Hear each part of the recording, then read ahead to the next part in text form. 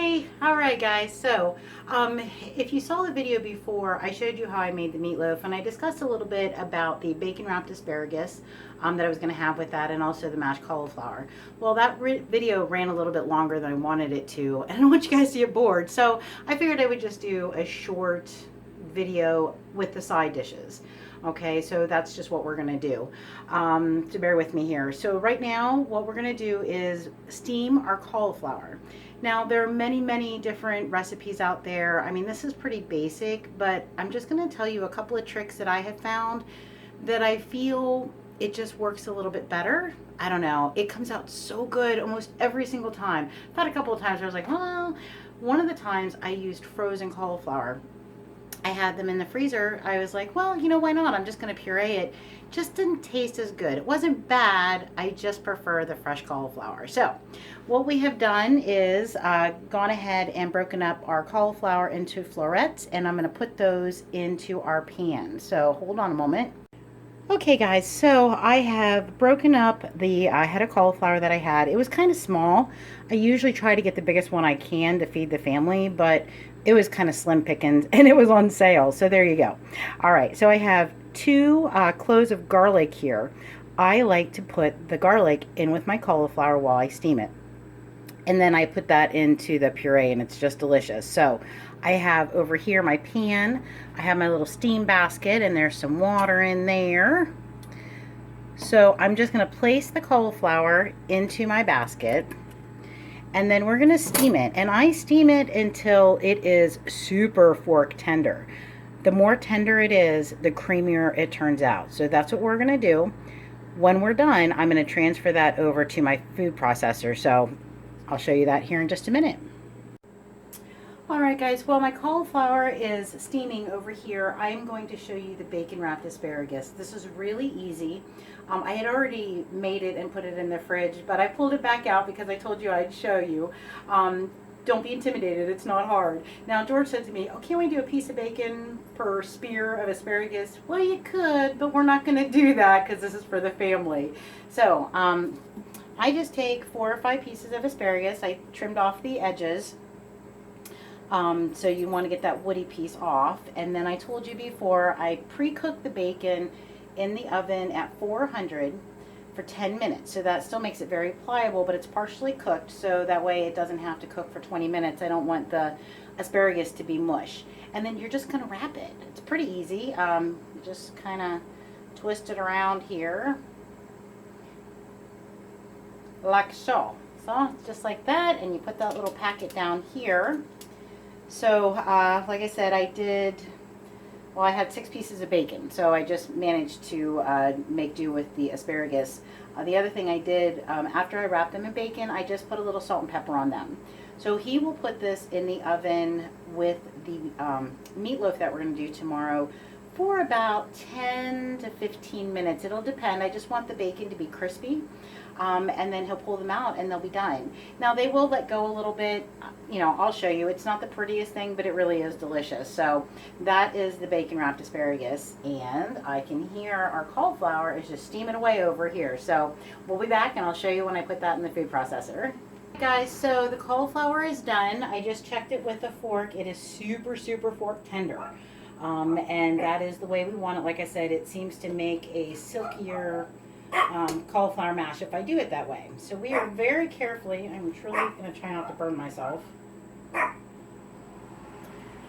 put our cauliflower into the food processor. It's hot.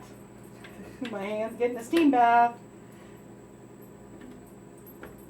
And the garlic goes in there as well.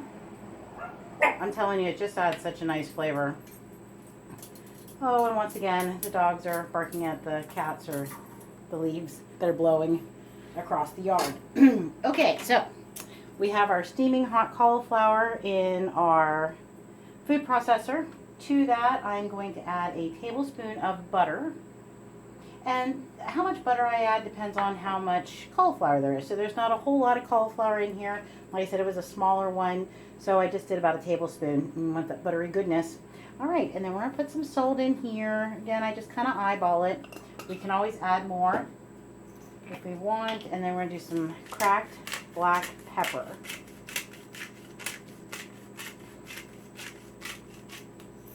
Okay, I also have some heavy whipping cream that I'm going to be adding to this, but I like to do that after I get it started. So we're going to go ahead and put that on. I'm going to start to puree it. I'm not going to make you sit here and listen to that, so I'll be right back.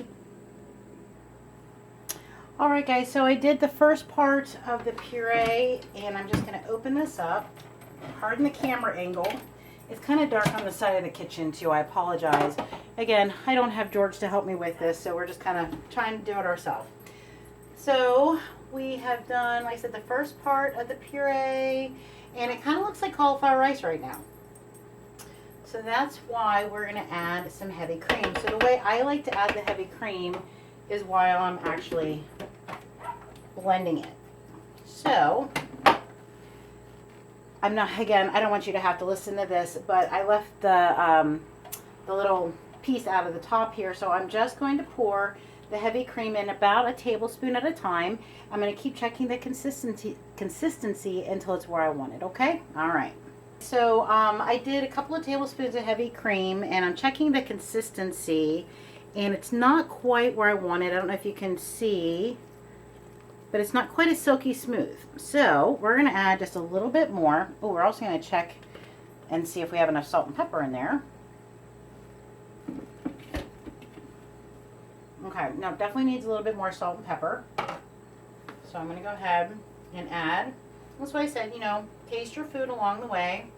Just add a little bit of salt at a time. And a little bit of pepper, because we can just keep adding it. I said I like to puree this until it is super smooth and silky and delicious. So we're going to let it go again. So here we go. All right, guys. So I have done my puree 3 different times now. I would say all in all, I added about 6 tablespoons of heavy cream to this. The other thing that I forgot to tell you, because I actually forgot I had it in the fridge, I also like to add a little bit of chicken broth to it. So if I have some in the fridge, I usually make my own, then I'll throw a little bit of that in. So I put about a tablespoon or so of that just to give it a little extra flavor. You can see, I don't know if you can tell or not, but it's beautiful. Nah, all right, maybe not so much. I don't know how it translates to camera, but it's very nice and smooth. Oh, yeah, okay, the flavor is good. So we're going to put that in a bowl, and I'll show you what it looks like. Give me a minute. Alright guys, so here is our bowl of mashed cauliflower. This is a great alternative to mashed potatoes. It doesn't taste like potatoes, okay? So don't be like, but it doesn't. It's to remind you. So, you know, when you're eating low carb and you're trying to do better for yourself, you have to, you know, try substitutions. And that's what this is. It's funny because the kids actually prefer the mashed cauliflower now to mashed potatoes, which just kind of cracks me up. But, you know, you make vegetables taste good, and the kids are going to eat it, as long as with the adults too. All right, guys, so this is something that we'll warm up and have with dinner tomorrow, along with that bacon wrapped asparagus and the meatloaf that we're having. So that's a different video. I will share that, or I'll post that. I'll show you a picture of everything when it comes together. But for now, we'll see you later. Here's the asparagus that we made, the bacon wrapped asparagus. So we baked it at 400 for about 15 minutes, and the bacon wasn't quite as crispy as I'd like it, so I put it back in at 425 for another 5 minutes. It looks a little bit better now. If you have a broiler, it would probably be a good way to go. Like I said, I don't use mine because it's in the bottom of my oven. All right, we're going to plate this up, and then I'll show you how it looks. And just like that, it's magic. So here's the asparagus and the cauliflower that we made. I just put a little bit of parsley on top of that for some color. I hope you guys will enjoy this and try to make it yourselves. Y'all have a wonderful day. Be good to each other. Peace out.